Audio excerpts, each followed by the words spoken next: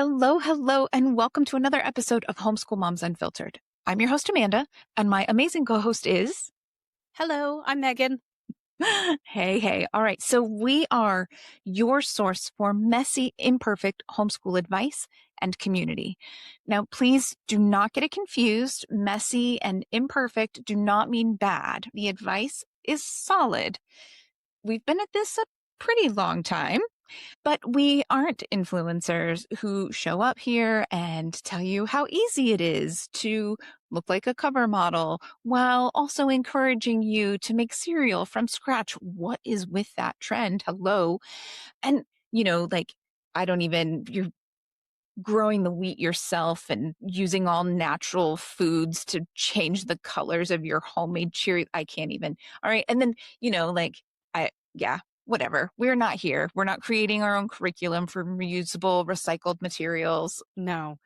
And listen, if that's what your homeschool looks like, more power to you. You're totally welcome here. We're thrilled you're here. Diversity is what makes our community so amazing.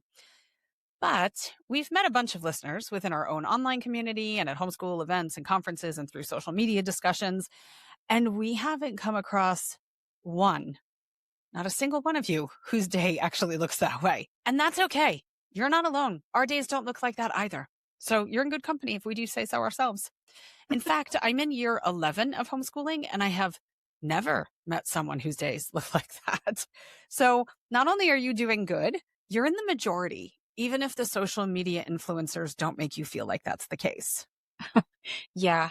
Well, in fairness, I used to make my own baby food. Now I'm the queen of I will be there and I will be happy to bring a treat. Just know it's going to be store-bought because I don't have time to make anything. I can't even make my own food right now. I'm here, I made it, and I have a credit card that I know how to use at my neighborhood grocery store. So anyway, we are a unique space here in the homeschool world. We are more than willing to let you in and show you our good days and our bad ones and the messy as hell days. But beyond that, we are also a secular and progressive space. We are unfiltered, sometimes very unfiltered moms, the two of us, Megan and me, Amanda. But everyone is welcome in this space here at Homeschool Moms Unfiltered. All genders, all family makeups, all neurotypes, even all faiths, as long as you aren't here trying to convert me into anything, okay? It's just so sad that everything you just said is revolutionary and makes us a unique space, though, because this is what the world looks like. It's different cultures, different languages, different everything. And diversity is a beautiful thing. We love it. However, we will share what we are not down with at all. And that is, we don't agree to disagree when it comes to human rights. We are a secular space, but we know we have listeners of different various faiths. All good.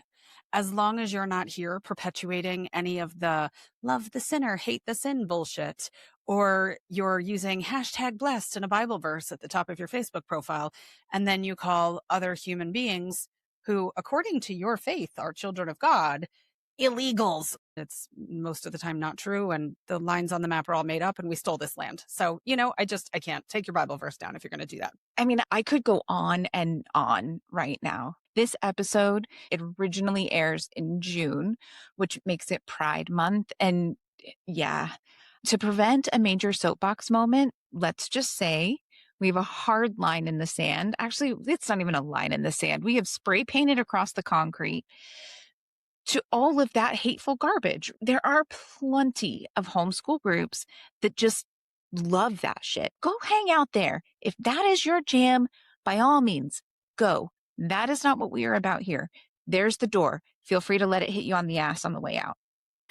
Who are you kidding, though? Those people are long gone because you said all genders a little while ago and they left way back when. All right, well, I still hope the door hit them. Oh my gosh. But I saw some posts the other day in a Facebook group that I'm in for historical fiction book recommendations, and someone was asking about books for Stonewall or other Pride-related topics. I've seen a bunch, so they're jumbled together in my head. But there was some idiot woman from Canada posting in the comments about how it's also Men's Health Month. I don't even know if that's a thing in the US or maybe it's a Canadian thing. I'm not sure. And she was giving all these stats about men unaliving themselves. And I literally commented and was like, thank goodness someone is here to stand up for the patriarchy because they are really going through it right now and they need all the allies they can get. You know, seriously, lady, how distorted is your worldview? But it was funny because there were other Canadians who were in the comments being like, we don't claim her. Nope, nope, nope, nope. We don't claim her. She's not one of us. You know, like she's on her own. Right. I mean, that's just the thing. Pride Month matters for a whole lot of reasons. And I get really passionate about this stuff. I'm trying to avoid that soapbox moment, but look, support your local events, your local LGBTQIA plus community centers. Donate if you can. Orgs like Human Rights Campaign and the Trevor Project are doing incredibly important work. And please, please, please, if you haven't done any unit studies or books or whatever with your kiddos around Pride, please take this as your gentle reminder that it's never too early. Mm-hmm. I'll toss out two extra organizations. One is the Mom Huggers. There's chapters in, I think, all 50 states. So I don't know if they've extended beyond moms, if other people are allowed to hug or be part of the group as well. But if you identify as a mom, you can go be a mom hugger and give out hugs at Pride events. And the other one is Stand in Pride, where you can like rent a family member basically for your wedding. If you don't have somebody to walk you down the aisle or somebody to do a particular thing in your wedding that you were really looking for a family member to do, there are people who will volunteer to be that family member for you for that day. So two other great organizations if you're looking for places to get involved. But yeah. All right. Podcast time. Let's do this thing, shall we? I like it. Today, we have another book review for you. We do one periodically. If you're not aware, we host a book club. We meet every other week on Zoom, and it is a super casual affair. I'd say about half the group doesn't read the book or maybe reads some of the book, and some people never buy the book, but we don't judge. So it all works out. It's totally cool. So whether you've read the book or not, you can still come to the meetings, and the conversation on the topics, they're always productive and forward moving. Even the people who haven't read, you can just tell that they're engaged and they're taking something away from it and they're hearing a different perspective and all that. So it's just nice to come together and hear other thoughts and perspectives. It's a good time. Yeah, no, absolutely. We are definitely a chill book club. I am the one that in any other book club probably hasn't read. So I'm definitely not going to judge you for showing up and not having read either. People show up cooking dinner, nursing babies, in the car, to work or wherever. Truly, just about anything goes. But look, we are all busy and it's nice, right? Like it's just nice to get together and hear how other people interpret a topic or the way they're handling specific issues or circumstances. Our most recent read was this classic parenting book. We're going to talk about it here in just a little bit.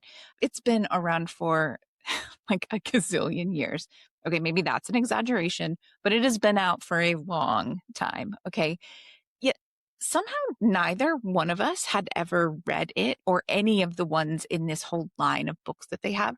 It is called How to Talk So Kids Will Listen and Listen So Kids Will Talk by Adele Faber and Elaine Maslish. Yeah, I had never read it, so I'm always excited. I'll jump in. It did get off to a bit of a rocky start, but from my perspective, it definitely still had some solid points.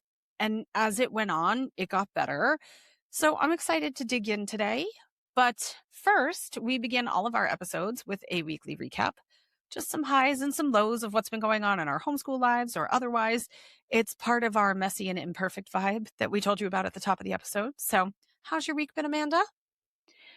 Yeah, I have just been really busy. We are back in Southern California from lots of travel and different things that were going on, spending time with family. So we are mostly planning a slower summer, but I have got tons of specialist medical appointments right now and way too much work to actually slow down or take it easy. Maybe by the end of June. That's my goal. By the end of June, things can slow down. We'll see how that goes. But hopefully, by the time you are listening to this, I have managed to get the June newsletter out to all of our followers over on Patreon. And I have been brainstorming for our next few Homeschool Moms Unfiltered unit studies that we put out. Megan came up with this idea of doing an America 250 themed unit study for June, which we did. We got it done. We got it out. It turned out great. It's that thing, like, the American experiment was really forward thinking in a lot of ways, but it's not that simple. It's not that clear cut, no matter what Turning Point and PragerU might want you to believe with all of their America 250 and Freedom 250 crap that's going on out there. So anyway, we decided to do this, but I was like, I feel like maybe we should turn this into a whole series of unit studies specifically about American history, where it's not totally whitewashed and they really encourage critical thinking instead of just memorizing random facts that you're never going to actually need in real life unless you happen to be a high school American history teacher or some such thing.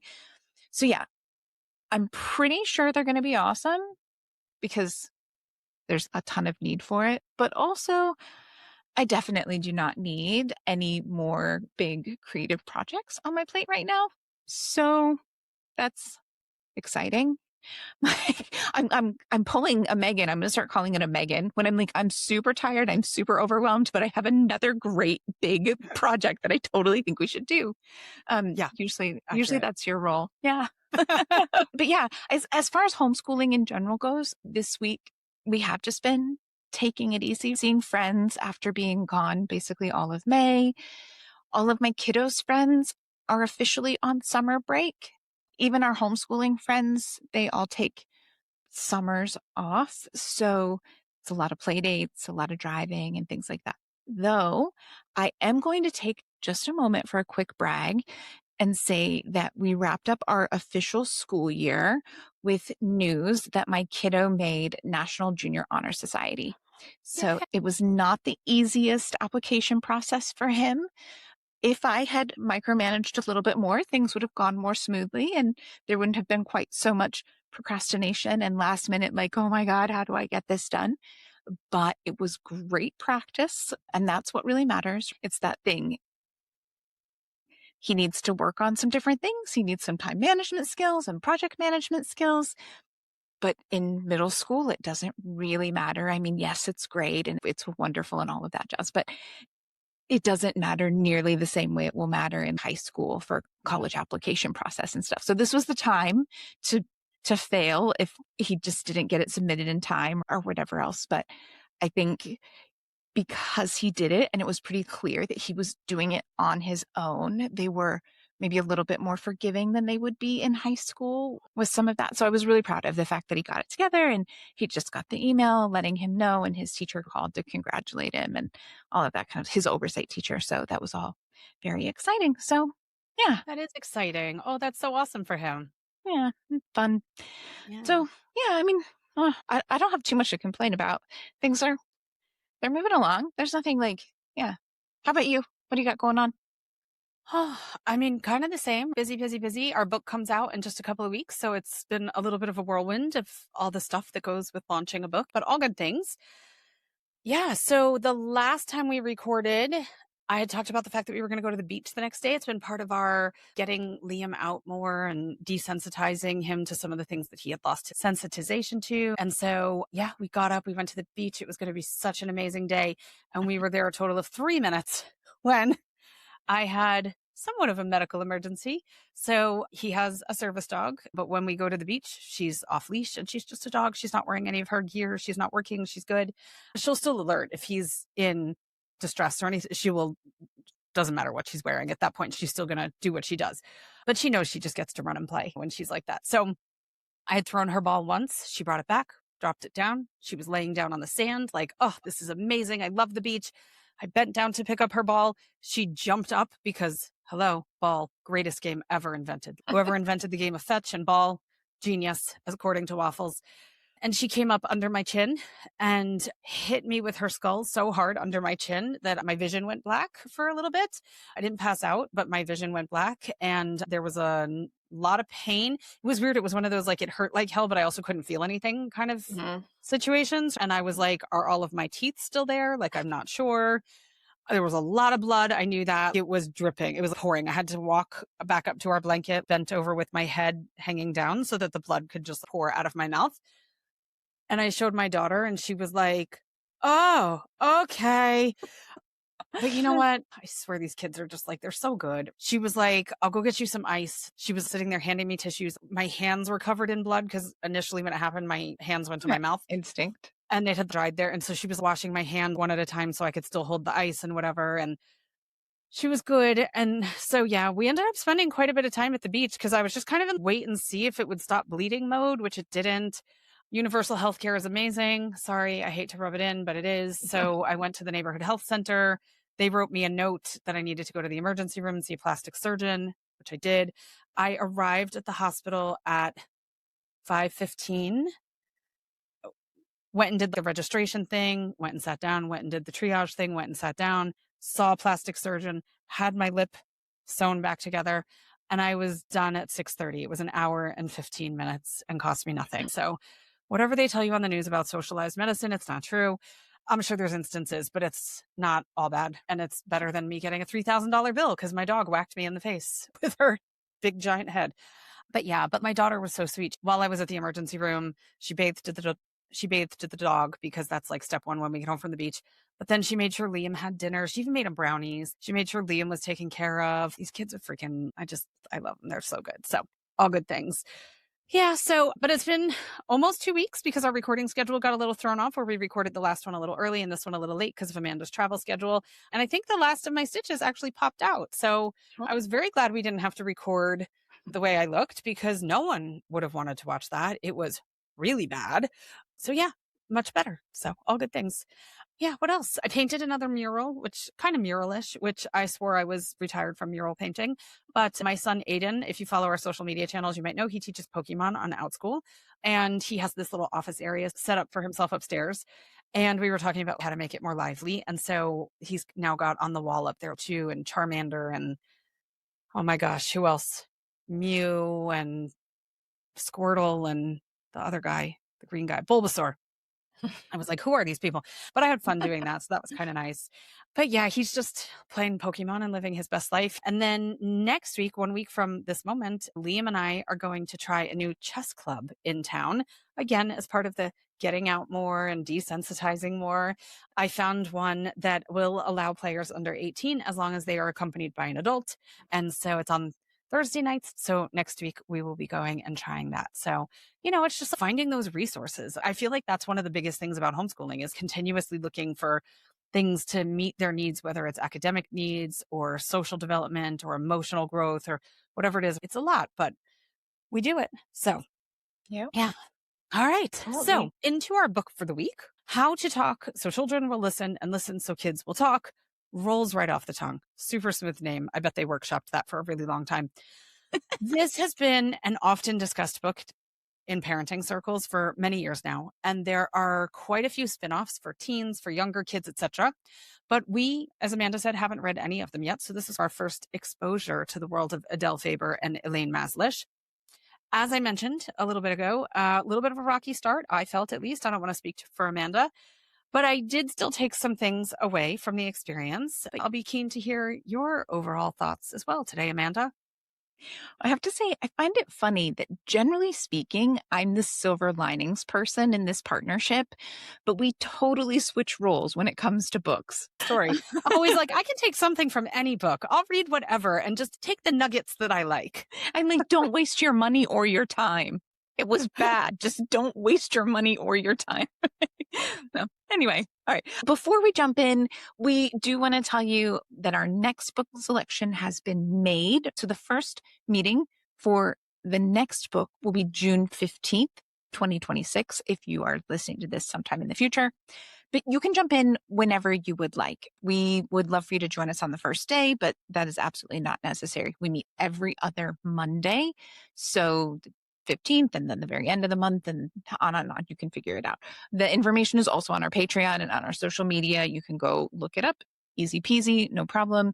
We have our actual book club on Patreon where we get together. Megan and I always read the book, even if we finish it like 2 minutes before book club starts. And some other people read and some don't, but we just talk through it. Seriously, feel free to come join. We would love to have you. We've got a great, nice little core group, but we can always have more people. So yeah, come find us over on Patreon. We have a free way to sign up. There's like a membership level that's just totally free, and you get our newsletter and a few other little behind the scenes things. If you sign up for one of the different levels, there's various levels of Q&As and other behind the scenes things and all kinds of stuff. You absolutely should come check it out. But if you are listening when this drops or right around the time that it came out, we are doing a promotion for the summer of 2026. And we have this thing, it's called Level Up Your Community. So right now you can come and join a few meetings for totally free. So it doesn't matter what level you're at. If you're at the book club level and you want to come to some of the other lives, this is your opportunity. Details are going to be over in Patreon. If you're not in any of them, you're just a free member, this is also a great chance you can check out the book club. You can check out some of the others. You can figure out which level seems right for you. Yeah, just let us know. Details are, again, on social media, on Patreon, and you can always message us. All right, so then, without further ado, our next book, and I swear, Megan leaves me to announce the names of these things because she just loves sitting there and snickering at my ineptitude when it comes to pronouncing names. But anyway, the book is called The Yes Brain by Daniel Siegel and Tina Payne Bryson, I think. I hope. Looks If not, right. I'm sorry. They're probably never going to listen to our homeschool podcast, so hopefully they won't know that I butchered their names. Okay, so according to the description, this book will explore how parents can nurture resilience, empathy, curiosity, and emotional flexibility in kids. It promises to offer practical tools for helping children move beyond reactive behaviors and build the skills needed to handle challenges, relationships, and everyday life with more confidence. So, yeah, we'll see. Yeah. We'll see if it can deliver. Those are some big promises. We'll see if it can deliver. I'll take some nuggets away from it and I'll be happy. So I'll be good. In any book, even if I don't love it, there's tidbits I can find that make it meaningful for me. So I'm a happy camper. Yeah. This one has good reviews online too. So my hopes are high. I'm going in with confidence that it's going to be good.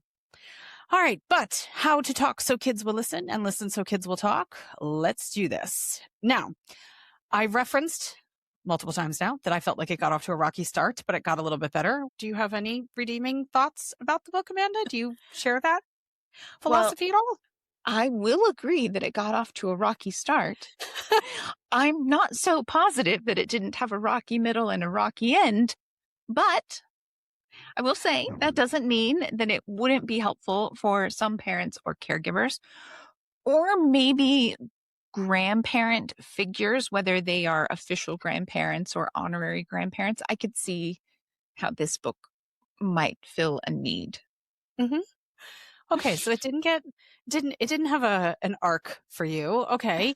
It was interesting though, because when we were early in the book, I had lunch with some friends, and whenever we get together with this family, there's kind of this casual debrief of what everyone's reading. It's just kind of part of our dynamic.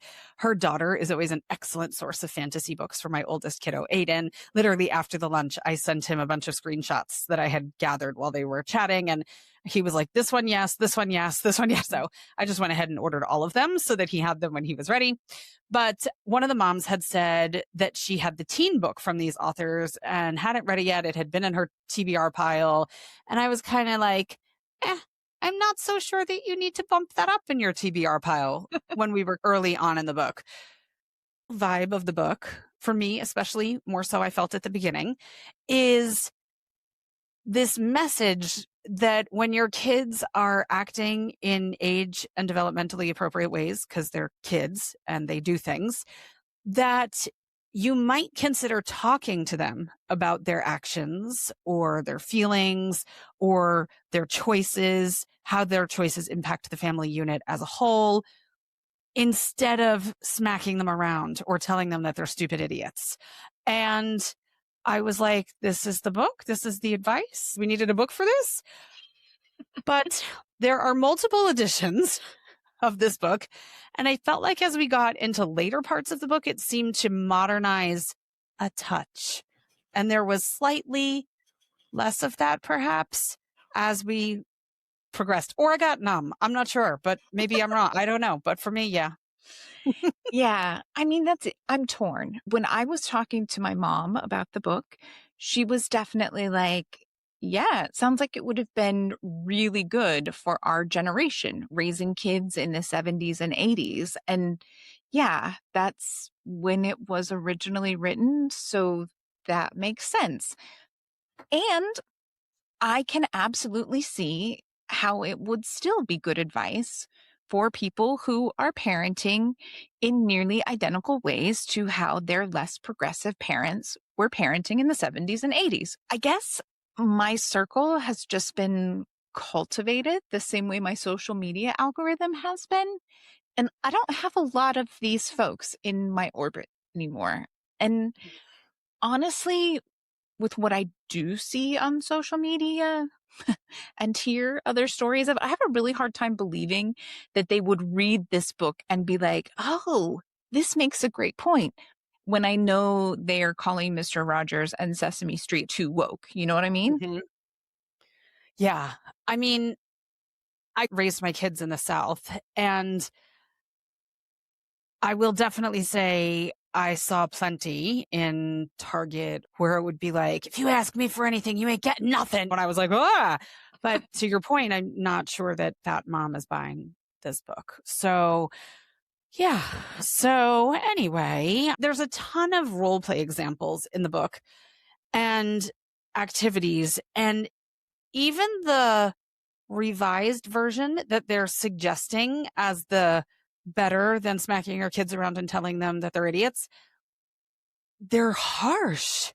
It was jarring for me because I can't ever imagine speaking to my kids so unkindly or disrespectfully.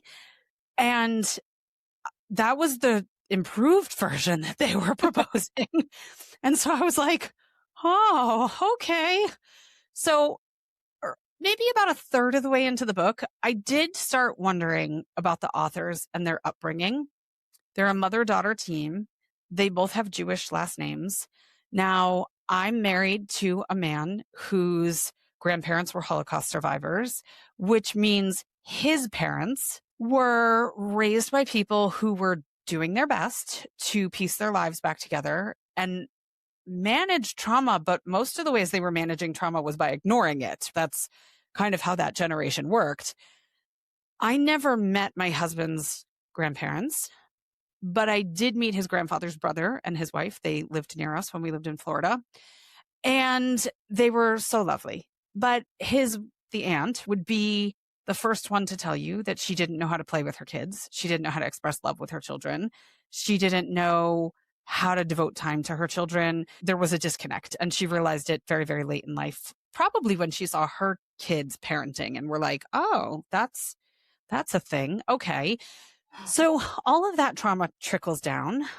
And so when I was listening to this, I thought I was maybe hearing generational trauma in the communication style, one that I genuinely recognized from dealing with my in-laws. Like it's very present. So I Googled the authors and I found out that the mother, Adele Faber, of this mother-daughter team was born in 1924. So yeah, no, she was not being raised by Holocaust survivors. She predated the freaking Holocaust. Her family didn't come from Europe and flee and all this kind of stuff. So, okay. So I was thinking maybe her worldview and her parenting philosophy and her communication style had all been shaped by that experience. But no, she's just old school and existed in a world where kids should be seen and not heard and didn't deserve respect. So if you read this, just be forewarned that there's a fair bit of that communication style in the book. And listen, Amanda brought up opportunities where it might be a helpful book. If all of that I just described sounds like a household that you grew up in and you're working your ass off to be a cycle breaker, first of all, good for you. You're doing amazing. But maybe there's a little bit more value in these activities and these role plays. I was born in the 80s, and my mom was kind of like a gentle parent of the 80s. Not to the degree that we have now, but she wasn't this book at all, nowhere close. She wasn't even the revised mean version. But if you didn't have that experience and you're trying to figure out, like Drew Barrymore has talked about that she didn't know how to parent because she never had parents that parented. So if you don't feel like you had a parent who showed you what it is to parent, then it might be more helpful, and no judgment, and good for you for picking it up and taking what nuggets you can from it. And yeah, my parents were pretty open about how hard they were working to provide a better life for their kids than they had in all of the ways: socioeconomic, parenting, support, et cetera, et cetera. I definitely did not have the gentle parents of the 80s growing up. And a lot of the things in this book would have happened when I was a kid, and they are still happening in my extended family, which would be a big part of why I don't go back and see most of those extended family members. And I will say I am working very hard to do the same. So for me, I think part of the issue with this book is that I'm past this book on my continuum of parental self-improvement. Mm. Like, I can absolutely see how lots of people aren't, especially those parenting younger kids when they're younger and it's your first time really dealing with the reality of being a parent. You're just starting out on your parenting self-improvement journey, that whole trial by fire nonsense. I could see that. Mhm. I will also agree with you that the book recommended a lot more passive aggressive communication than I'm comfortable with. That's really not my style. It's not my jam. Spent a lot of time in therapy unpacking that. Honestly, this book to me seems like it switches back and forth between talking to your kid in a way that is kind of condescending and treating them like a baby, and then being kind of shockingly rude and passive aggressive. I don't know. I just struggled with the delivery of the message Mhm. way more than I think I struggled with the actual message. And we'll talk about that Mhm. as we get into each chapter. Mhm. So I will say I read the audiobooks because I don't live in the US and it's hard for me to get the physical books all the time. And so I never have page numbers to notate the way Amanda usually does, but I do have my notes. I did a much better job of keeping them in order this time than I did the last time. I just kind of like jotted stuff down in a notepad on my phone. So we've both got notes for chapter 1, but I have no clue if your note is first or my note is first. So however you want to do this, I'm game.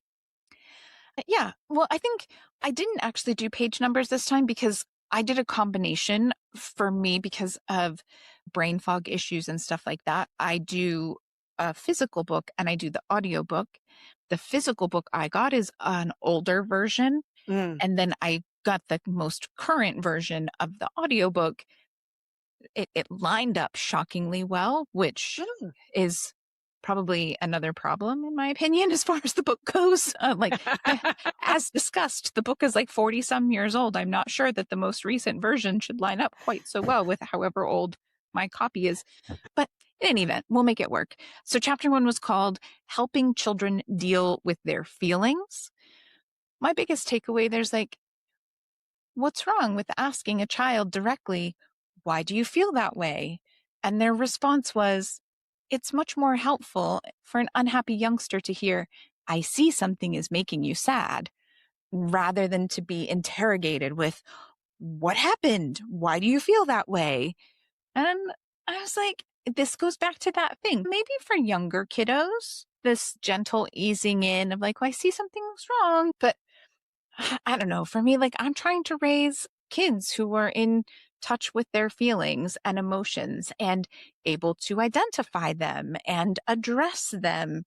And Mhm. I'm just not too keen on this passive aggressive statement where you're like, I'm just going to passively aggressively ask you to share with me. And then, according to the authors, the kids are just like, oh, they didn't ask me directly. So I'm just going to open up and share the entire story. Yeah. I'm like, all right. Yeah. I had a couple of notes from chapter 1. It talked about the downside or the dangers of disregarding your kids' feelings if they say they're feeling sad or whatever. Again, I feel like a lot of this is emotional intelligence 101, but if you weren't raised this way, it might not be intuitive. So it might be helpful to have some of those activities. I know for myself, I had one example that wasn't necessarily about feelings, but it was more about physical sensation, where when my oldest was super young and I'd run the bathwater. And, when you take the hospital class and they tell you bathwater temperature ranges. And so to me, that was the truth. These are the ranges that you bathe in between this and this. And I wasn't measuring it with a laser thermometer or anything like that, but I knew the range generally. And he wanted really cold water. And I was like, you can't bathe in cold water. It was like, that's stupid old school. You'll get sick. We lived in Miami. Like, what's he going to get sick from? You know what I mean? It's not like he's going to freeze. The measles And these days, but that's a whole other story. yeah, Probably not from the exactly. cold water, but who knows at this point? Apparently, even anyway, sorry. And so finally one day, he's like, doesn't have a rude bone in his body. And one day he just looked at me kind of sharply and went, I feel temperature differently than you feel temperature. And I thought, like, how bold of me. It's not my bath. Why was I telling this kid that he needed a certain temperature when he's like, I don't like this temperature. I don't feel comfortable in this temperature. It's not what I want. And I'm like, but this is the appropriate bath temperature. So it's just like those things, like you said, when you're a young parent and you're figuring things out. And it was like, but this is the healthy range to bathe in. Yeah. According to who? He's fine. He's 18. He's fine. He still probably showers in cold water for all I know. Yeah. So that was that. There was an example in here about asking kids to draw their feelings, which I thought for younger kids, or maybe if this is very new, or if you have a kiddo who has maybe an auditory processing or dyspraxia or something like that, that could be a tool. It could be a cool tool that you might want to implement or at least try at some point in time. So I did like that part too. I thought you never know. Yeah. Look at you and your nuggets. Yep. Okay, so chapter 2 is called Engaging Cooperation. Solid idea. All right, so Megan has more specifics about what is in the chapter, but I'll just give you the high level from their list. So their list says what not to do. No blaming and accusing. No name calling. And this was not like the occasional, like, what are you doing, you ninny? This was like, why are you such an idiot? Like, ouch. Wow. No threats. Don't command them. Lecturing and moralizing. Obviously, don't lecture and moralize. Now, I will fully admit that I tend to do this, not the moralizing as much as the lecturing, but I definitely provide too much information. And my kiddo was pretty quick to point out, like, you do that sometimes. Sometimes there's a lot of information when you're trying to get a point across, and it kind of becomes an educational lecture. I'm like, yeah, that's fair. Warnings, no warnings. And a specific one they gave was, watch it, you'll burn yourself. And I was like, okay, this feels like pretty standard good parenting these days. Don't make martyrdom statements. If you're still doing that, therapy is an excellent thing. Go get yourself some therapy for both yourself and your kids. Comparisons. This is one of those things. We all know that you shouldn't compare your kid to other kids. It doesn't change the fact that even the best parents sometimes accidentally do it. Work on it, obviously. Don't use sarcasm. Now, this was one of those ones where their sarcasm was exceptionally rude and harsh. And so I think maybe that should be qualified with like humor and sarcasm, as long as that's a communication style in your family can be okay. But what is what it is.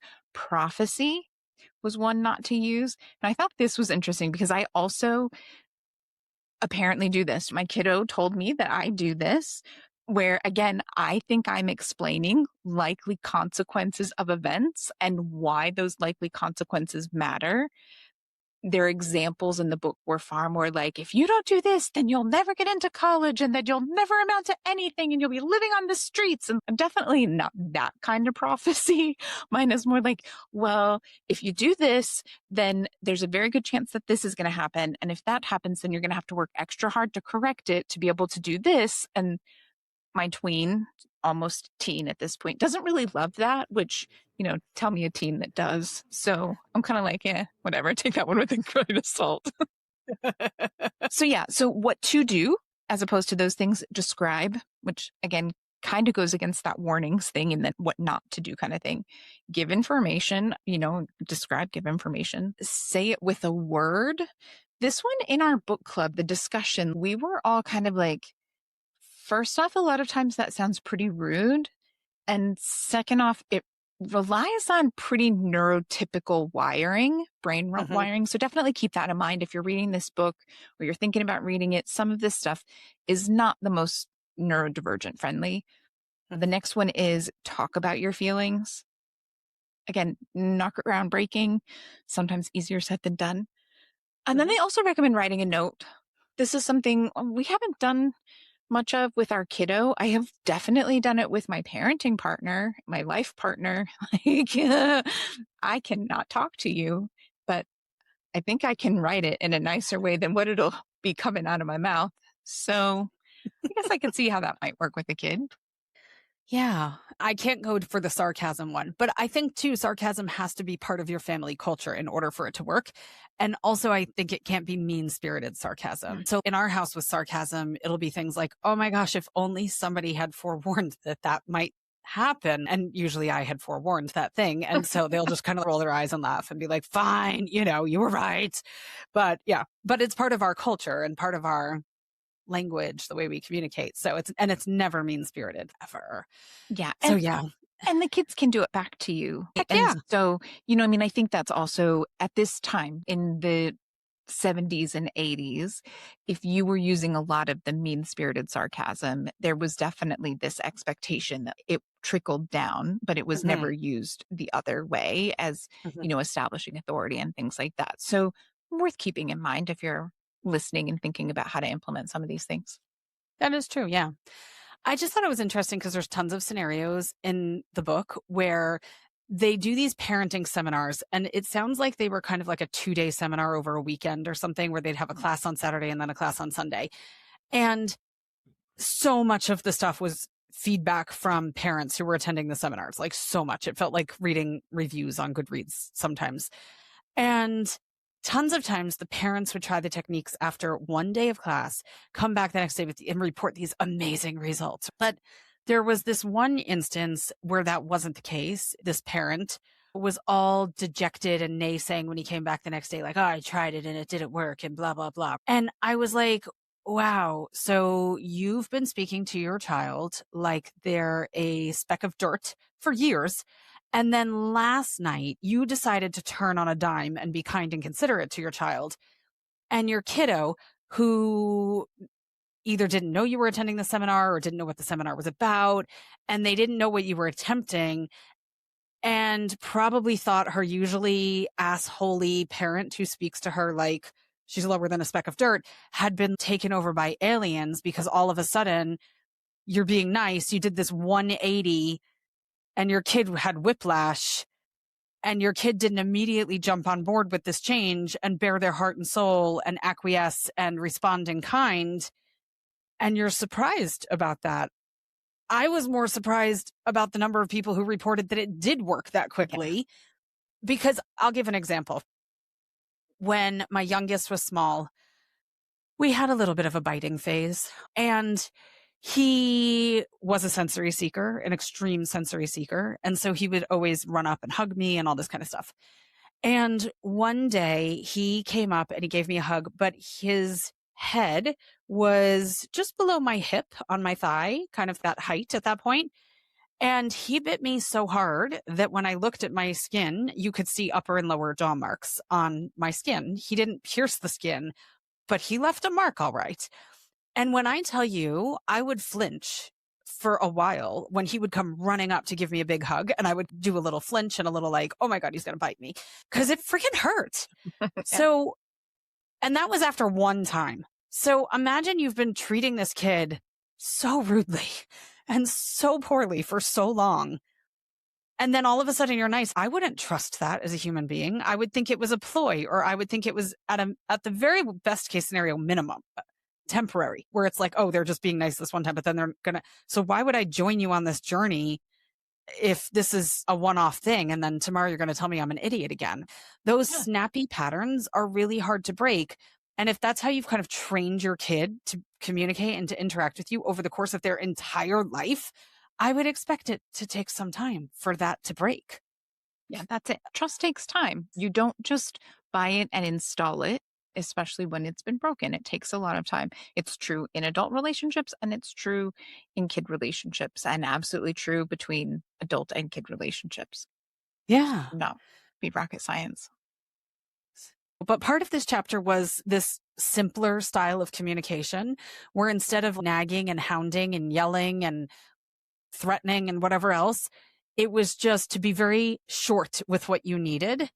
And it was rude. It was super rude. I felt like, right? Put it this way. If my husband spoke to me this way, I'd be like, go fuck yourself. Like, who are you talking to like that? There's no way I would take that sort of language from someone. Why would we do this to our kids? I can't even imagine. So there was an example like, oh, the kids are always leaving the light in the hallway on. And so instead of constantly asking for them to turn the light off, the mother finally would just go, light. And I was like, oh. Or there was one, they get a dog and the kid promises to walk the dog and then the kid's not walking the dog, classic story. And so the example was Billy, the dog. And I'm like, okay, maybe that was probably better than the threats and the name calling and whatever else that was happening before. But I feel like there's got to be something in between the original version of nasty and this rude passive aggressive version that's here. One of the suggestions that they made was just kind of blurting out into the air what you wish would happen for your kids to pick up on it. And so one of them was like, oh, it would be so nice if the dinner table was set right now. And I'm like, who are you talking to? Why don't you just say, hey, Billy, I'm almost done making dinner. Could you please set the table? Thanks. That would be a huge help. Like, hello, what's happening here? So yeah, the Yeah. communication was not for me. This chapter is also the first time, I think, that they bring up the importance of being authentic, of letting your kid know if you're angry or frustrated, which I'm totally on board with. They also went with resentful, and I was like, oh, I feel a little less comfortable with being like, you are making me very resentful. Like, I don't They're going to hold on to that one for a while. yeah, that's different from angry or frustrated.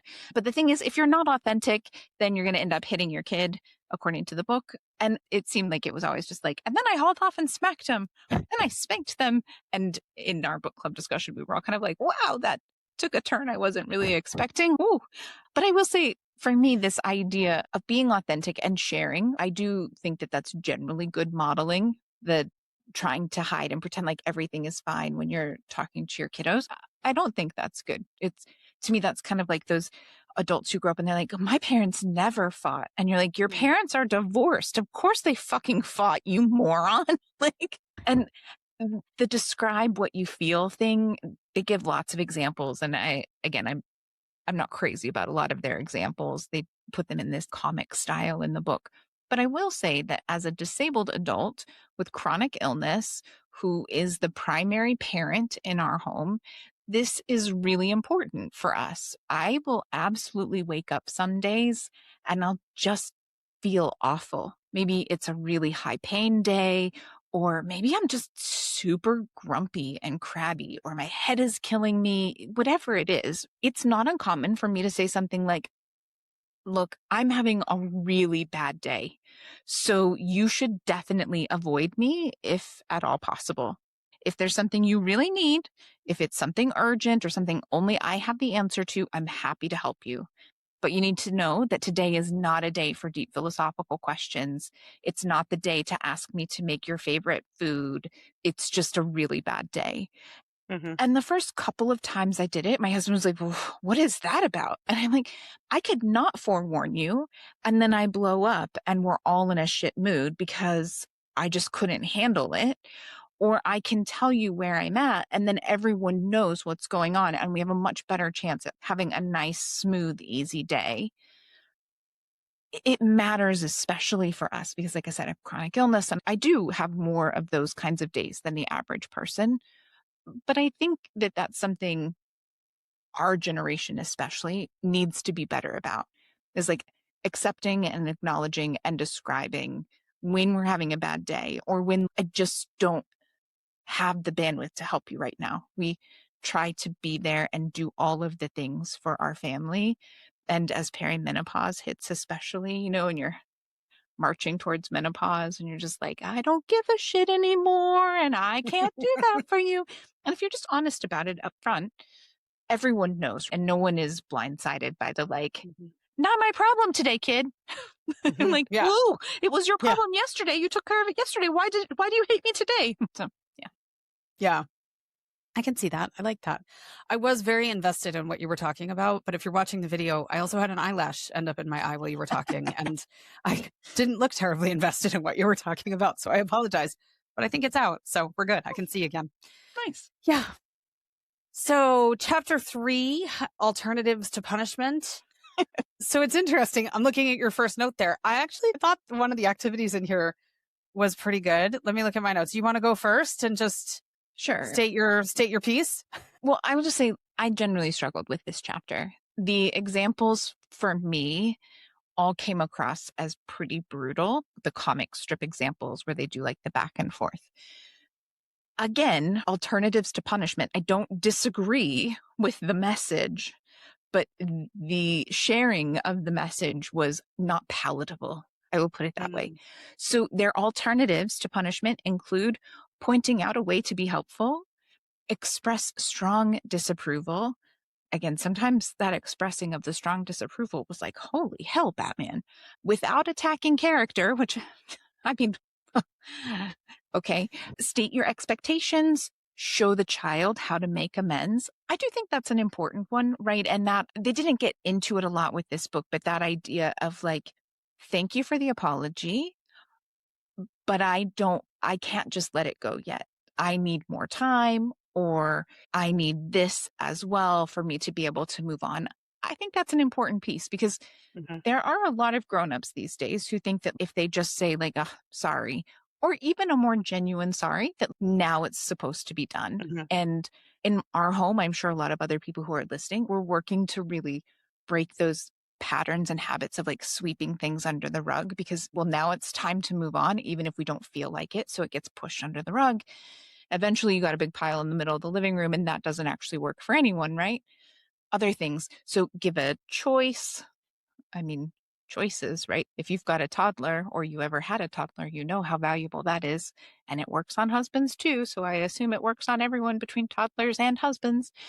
Take action and allow the child to experience the natural consequences of their actions. And we're pretty big fans of natural mm. consequences, sometimes I easier mean, said than done. in list form, it doesn't sound terrible. It Mhm. was just all of the role plays and the examples were like, oof, Ah, okay. yeah. Yeah. So when you're listening to that list, you're like, oh, what's wrong with that? Most of them on the surface, nothing. It was the way they communicated that was like, whoa, okay. Yep. I do have some nuggets from this chapter. One I thought was pretty cool, which was this idea of putting a whole bunch of solutions down on paper for a specific issue. So there was one where this one kid kept coming home from the baseball field, like just playing with his friends late, and he was late for dinner, and the mother was worried. And there was something in there about how he kept losing his watch, and that's part of the reason he was late. And she had already gotten it fixed once before, and whatever. So the suggestion was to put all of these solutions to the problem down on paper, and then everybody gets some vetoes as far as what they want to take off. So, like, one of the kids was like, well, I'll just come home late and you just won't worry. That's ideal. And the mom was like, yeah, except that's not going to work for me. And they ended up coming to stuff like, well, I could serve dinner 15 minutes later because it's summertime, which just felt so 80s Midwestern to me. Like, dinner is at 6. When she was like, I suppose I could stretch to 6:15. And it was this big thing. And we've never lived on a routine or a schedule like that. So I was just like, oh, big stretch there. But I get that for some people, that's very common. So yeah, they ended up coming to these kind of conclusions where he would communicate and do his best, and she would hold dinner and maybe put a plate in the microwave for him. And so I did think, as opposed to just kind of barking at one another and staying in your trenches on the opposite side and yelling what you want to do, it was at least a tool. I thought it was kind of an interesting approach. Well, and I would say, I think it's great to model this kind of compromise. That is a life skill. I think our next episode actually is going to be about life skills, but like the Mhm. ability to actually compromise and sit down and look at like, well, in my ideal world, I would want this. And in your ideal world, you would want this. And where are we going to find middle ground that we both can see? It's not exactly what I wanted, but it's also not exactly what you wanted, but we can both make it work. That is such an important skill that I don't know if social media is anything to go by. I would say more than 50% of the American population has no idea how to fucking do that. So Yeah. I'm, yeah, again, it's that thing. Good. They have some good. The message is not the problem. It's the way the message was shared. Hmm. Yeah. So to your point, then there's a bunch of stuff in this chapter about not spanking your kids. Okay. So, but to your point earlier, the people who are spanking their kids right now would be like, listen to this woke bullshit. And the optimist in me was thinking like, well, maybe those people would look at the age of the author and be like, oh, it's not just this like modern libtard woke crap. Maybe I should actually listen to this.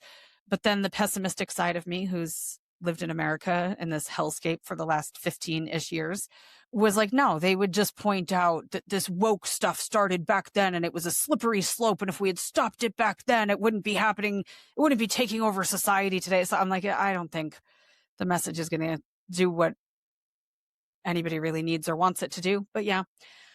So anyway, there was a thing in here about like problem solving when calm and also evaluating your kid's mood first. Oh, how many times I have had this conversation with my parenting partner. So yeah, I mean, as much as you're reading it and you're like, well, that makes all the sense in the world. That's so basic. Why is that even in a book? Well, I've had that conversation with a grown ass person many times and it still hasn't held. So sometimes the basics and a reminder of the basics are a good thing, which is always good too. It's harder to remember in the moment when you're like boiling to take a pause. So sometimes it's helpful. The other thing that was in this section was there were quite a few examples about kids not coming into parents' bedrooms at night. There was literally one where the parents put a yardstick across the door that said closed. And I was like, I don't know about that. I mean, I didn't do attachment parenting with my kids. Ironically, if I had to do it all over again, I'd probably have been more attached than I even was. But I don't understand this need for so much separation. If the kiddo feels like they need you at 3 o'clock in the morning, like, why would I not want my kids to come to me in that time frame? I still, especially if my kids are like a little off before bedtime or if like they've picked up a sniffle or something. I mean, they're teenagers. They literally fly around the world by themselves and travel and all this stuff.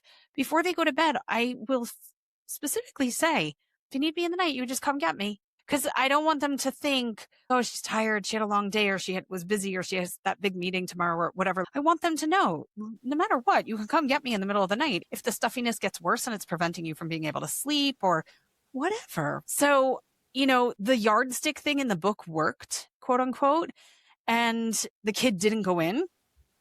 But I'm like, if that kid is a pleaser or a rule follower, I have a very strong rule follower. That doesn't solve the yearning or the need or the emptiness or the support or the comfort that he was seeking. It just means that he's doing it to please us or keep us happy or be a rule follower. And I'm like, oh, no, I can't. I mean, I have an insomniac. I have a raging insomniac. And so like anyone else, a lot of my thoughts are going to be informed by experience, but I'm like, yes, come. If you need a back rub or you need comfort or you need to watch a movie, like, I don't care what it is, come. That's what I'm here for. That's my job. And I'll take a nap tomorrow. It'll be fine. I think that that's one of the things. I'm an adult. I'm a grown ass adult. I just had my 46th birthday. I have traveled the world by myself. I have traveled with other people. I have been single and lived on my own in apartments. And there are times when I'm sick and I'm like, leave me alone. And there are times when I am sick or I hear some creepy sound and I'm just like, can I get a snuggle? Like, can Yeah. I, like, why are the expectations for our children so much higher than the expectations for ourselves? There are so many adults who never want to sleep alone. Why do we expect children to? And Hmm. now, listen, I too, it's partly informed by personal experience, but we had an entire class that we had to take when we were foster parents that was around this idea of trauma and nighttime sleep and how it's okay to embrace that and understand those differences and that sort of thing. Look, I get if you don't want the kid in your bed with you, especially on a consistent basis. I don't sleep well when my kid crawls in between the two of us. We definitely have morning snuggles and things like that that happen. And every once in a while with something, but generally speaking, if my kiddo is in a place where he's feeling the need to be closer, he is welcome to be closer, just not Mhm. in my bed, right? Like early in the pandemic, the world was crazy. The world was on fire. We did not know what was happening. And he was definitely feeling the stress, whether he understood or not. He got sent home from school, which he really liked, and we're locked down, and there's all this stuff going on. You better believe I pulled out the mattress from the crib that we were not currently using and put that sucker on the floor in our bedroom and was like, here you go. You need to sleep in here. You're welcome to sleep here. As he got a little older, I was like, maybe we don't make it quite so comfy so that you don't forever stay in my bedroom. There are adult activities I like to do after you're in your own bedroom. But he was still welcome. It was just maybe not quite so plush and comforting. Like, maybe if the floor is a little less comfortable, you will love that very expensive bed we just got you. But again, why different expectations for kids than for Mhm. adults? Yeah.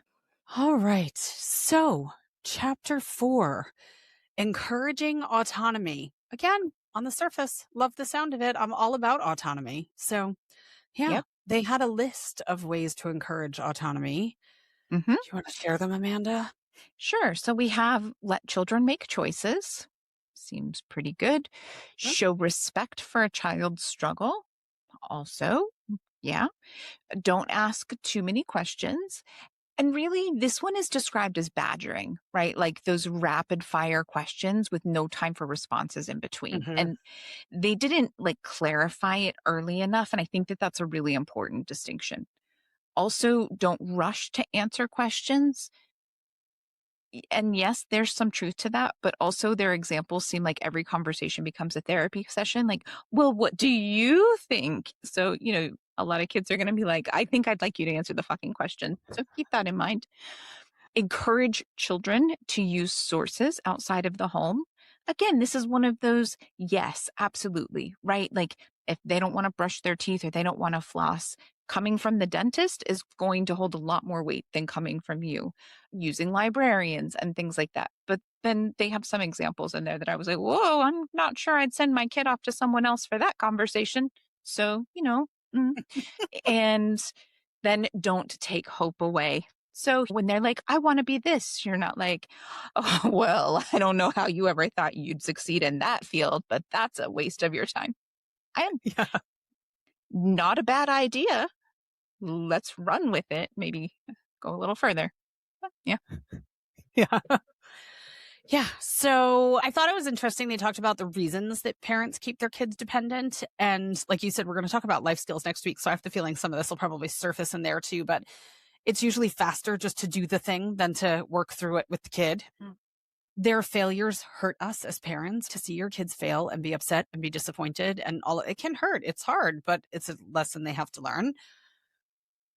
We might think that their failures reflect poorly on us. I know you live in SoCal. I lived in South Florida. Both are very being seen and what people think. They're very intense environments as far as the projecting of an image and all of that. So it's like, what do you mean your kid is in an honors class? Or that it reflects poorly on you as a parent that your child hasn't succeeded in this way. And for some people that we like being needed, I was saying before about my sensory seeker, he's not a sensory seeker anymore. And it was a lot. I'm not going to lie, it was a lot. But like we went so far to the other extreme that I miss the snuggles. So yeah, I get that. And then I liked the don't pepper kids with questions thing. I have an agreement with my oldest, who is the quietest, most introverted human being you will ever come across in your life. Also the funniest when the mood strikes, but generally speaking, his general demeanor is quiet. And if I did that to him, oh my gosh, he would never talk to me again. So we have a deal that when he goes on a big trip, like he goes to camp for a month or he goes on an unschool adventures trip for 6 weeks or something like that, when he gets back, he has a few days where he just gets to sleep and be quiet and he doesn't have to talk to anybody. But a few days after that, we'll go out for lunch and I get 5 questions. So I have to really come up with good questions that are broad and uncover as much as humanly possible, but I get 5 questions. And so that's our agreement and it works pretty well. He doesn't love the 5 questions, but it gives me some insight into what he's been doing for the last 6 weeks. Cause usually when he travels, I never hear from him or I'll hear from him like once in a blue moon. So it gives me just a little scoop. So Yeah. yeah, I took some nuggets. So, okay. Chapter 5 is about praise. We will get to that momentarily. We have plenty more to say about this bit of a doozy of a book. But first, we wanted to toss out a quick reminder that we are so much more than a podcast. So if you just found us because you were searching about this book and it popped up, okay, the podcast was the original plan, but it has grown a lot. Homeschool Moms Unfiltered is now an entire universe of resources and support when it comes to education, child rearing, homeschooling, etc. We offer online courses with workbooks to help you outline your homeschool journey, choose curriculum, understand developmental expectations. We have a book available for pre-order that comes out on June 23rd. If you order it through our website, between now and then, if you happen to catch this, we will send you your very own signed copy. We host live meetings offering support and community for secular and progressive homeschoolers. If you'd like something more personal and focused, we offer individual coaching sessions with one of us, both of us, whatever works for you, works for us. That way we can really focus in on what your questions are specific to you, your family, your kid, all that good kind of stuff. We create super robust and incredible, if I do say so myself, unit studies. Our most recent one that Amanda was talking about earlier is our America 250 Promises, Progress, and Contradictions. It is a much more honest look at the founding fathers and some of the things they promised and maybe how they didn't really pan out the way they promised them. In a time where Turning Point USA is cranking out, America is the greatest country on earth and can do no wrong resources, our unit study actually acknowledges how incredible the American experiment truly was, but then also spends a lot of time exploring the contradictions between what they wrote and what actually happened. It includes constitutional rewrites, simulations, role plays, creative projects, tons of critical thinking all around the founding of America. So yeah, there's a lot in there. So check out the show notes. If you end up at our website, homeschoolmomsunfiltered.com, you can also just Google Homeschool Moms Unfiltered. You'll end up at our website. And from there, there's a link to everything we offer that you can take your roadmap and go in whatever direction you want to go. So yeah. But back to our book, chapter 5, Praise. Yeah. Again, for me, this chapter goes back to one of our recent books that we talked about how self-esteem is really important for a bunch of reasons, but self-esteem in and of itself can't actually fix all of those problems. And that's literally based on research. Self-esteem is a really interesting thing. And most of the research around self-esteem happened after this book was initially published. And I feel like it just didn't really get the rewrite that it needed. So yeah, the examples, I was kind of like, okay, so not me, not my style, doesn't work for me. But some of the peeps in book club were definitely like, oh yeah, I would think that way, or I would feel that way. I'm wired in a way that this hit home for me, which was one of the nice things about book club for me, because I'm reading them. I'm like, this would never cross my mind to respond in this way. And I can't imagine anyone in my family responding this way. And to have other people, in this case, a few other women who I really respect and I think are amazing women, be like, oh yeah, nope, that would be exactly how I would think. It was a good reality check for me to be like, okay, just because my family isn't like this, this is still applicable. So yeah, in this case, this is one of those examples where having the discussion in book club was really helpful for me. Yeah. There was a scenario in the section that I didn't love where a kid asks his mother if she would come to school with him and help talk to a teacher who'd been giving him a hard time. And I think if I remember correctly, basically bullying the kid. And he explains to the mother what he's already done to this point to try to mitigate the problem himself and has not had success. And the mom was like, you've got this. You can do this. And I just felt like he's already tried to the extent that he as a child can try, especially in that time frame too, where kids were not being heard and respected in the same way that they are a bit more now today. And he's asking for your help. Why would you not help? So I feel like if you are someone who's looking at this book as a parenting manual and thinking like, oh no, I'll just send my kid back out there to continue to get bullied and they'll be fine. They'll figure it out on their own. And it was funny because I was thinking, am I over-parenting? Am I coddling? And so I brought it to book club, to your point, and every single person was like, yeah, no, the mom needed to step in. I was like, okay, I'm good. It's just a nice gut check for yourself. Like, am I helicoptering? Is it right? Hi, Yeah, it's exactly. me, I'm the problem? Like, oh, yeah. No. Yeah. Actually, okay. Yep. So that's where having that group consensus can be helpful too sometimes, because you're like, I don't know, but no, I was okay. All right. So that brings us to chapter 6, freeing children from playing roles. And I feel like I say this about every chapter, Message good, messaging bad. So the way that they say we're going to free children from playing roles, look for opportunities to show the child a new picture of him or herself. Makes sense. Put children in situations where they can see themselves differently. Set them up to be able to see that they aren't whatever they are believing. Okay, that also makes sense. Let children overhear you say something positive about them. This is not necessarily something I need to do in my own home, but in book club, some of the families have kids who are extra sensitive to praise. They don't accept it very well or they don't receive it very well. And so implementing this and giving this a try, a lot of them had found that quite useful. And the opposite is obviously true. Like if you're sitting around bad mouthing your kid and they overhear it, that's going to be bad. So, of course, if they hear you talking positively about them, that's going to be a good thing. Model behavior you'd like to see. We talk all the time, like we're big fans of modeling behavior and scaffolding and all of that kind of stuff here on the podcast. So that one hits home. Be a storehouse for your child's special moments. Again, didn't love the examples, but definitely agree with the idea. And then last, when your child acts according to an old label, state your feelings and or your expectations. Mm-hmm. Yeah. Again, didn't love the examples, but the idea is solid. Well, so for example, one of them was the role of the crybaby. Like if your child is a crybaby, point out times that they're brave. And I was just thinking like, oh my gosh, I can't even fathom that mentality, because if you're thinking that and feeling that way about your child, they know it, whether you verbalized it or not. A lot of the people in this book, I think, would have verbalized it. But even if you're not verbalizing it, they're still getting that vibe from you. They're so intuitive and they're so smart. And so I was just like, oh my gosh. But then it's that thing where when you get labeled the studious one or the flighty one or the lazy one, whatever it is. And so it was super interesting because I have had two of those examples. One was my Latin teacher in high school, Miss O'Rourke, who just perpetually berated me in Latin for sucking at Latin. And I did suck at Latin. I own it. It didn't make any sense. It still doesn't make sense. I don't get it. Well, now here we are. We live in freaking Portugal. And I'm like, oh my God, I had to learn Portuguese and I have to do better with learning Portuguese. But I have this thing in my head that's like, I cannot learn languages.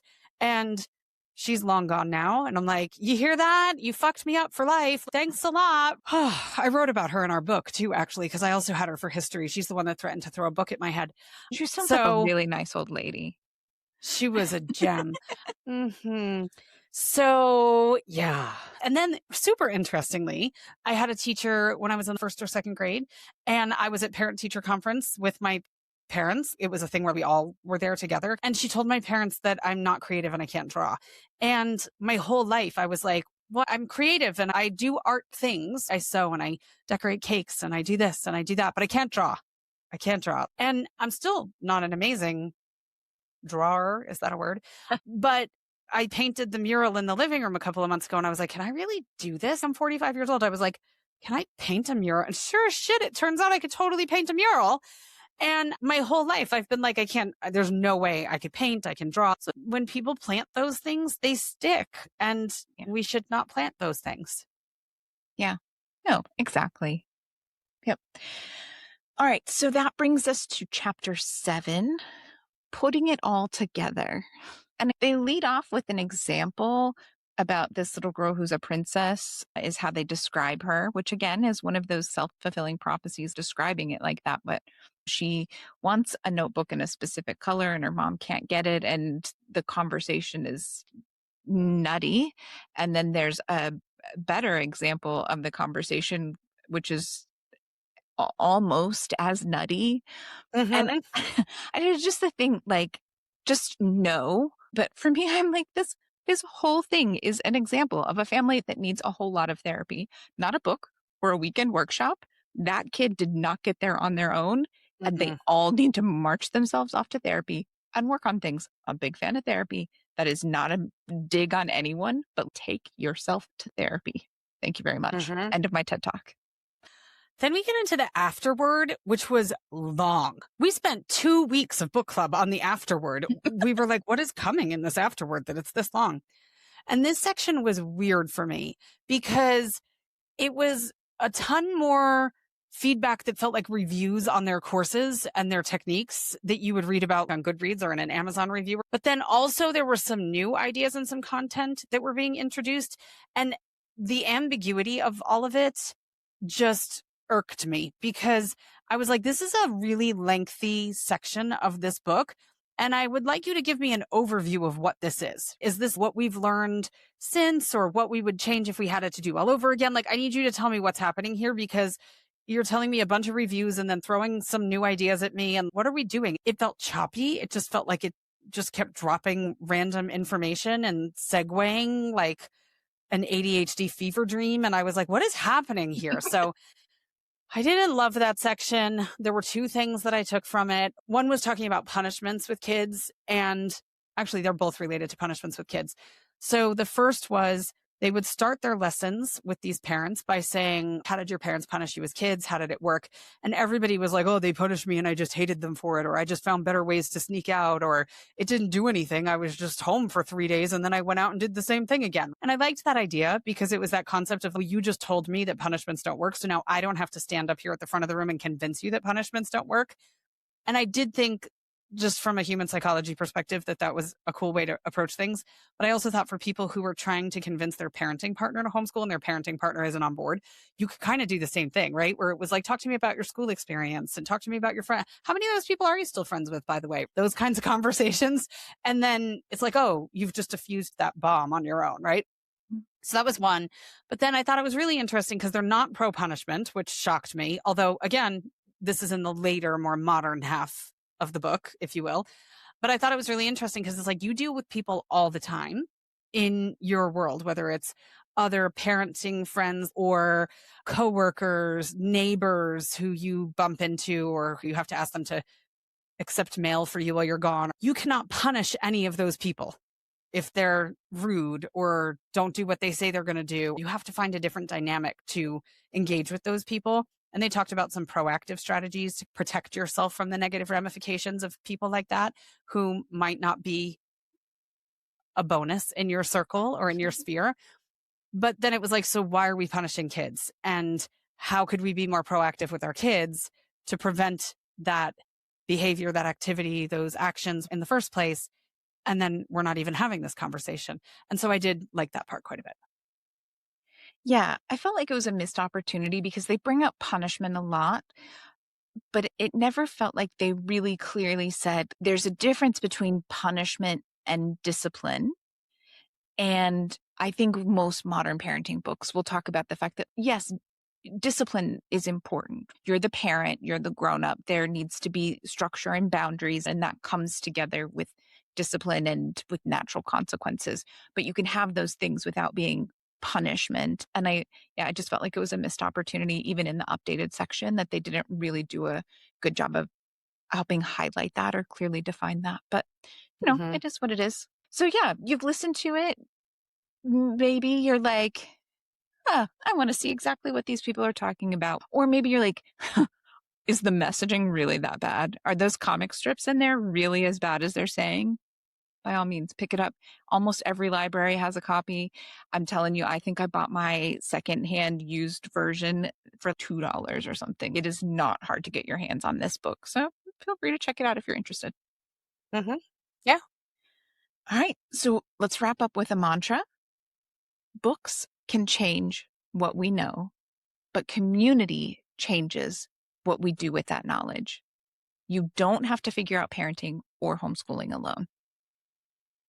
Yeah, you don't. So come hang out with us in book club. It really is a good time. And if you don't read the book, we won't judge you. We promise. Yeah. Yeah. You'll still get the gist of it. You'll still walk away with some great ideas and some new friends. Yeah, I'm always exactly. down for new friends. Yep. Oh, but in the meantime, friends, happy homeschooling. Yeah. Have a great one.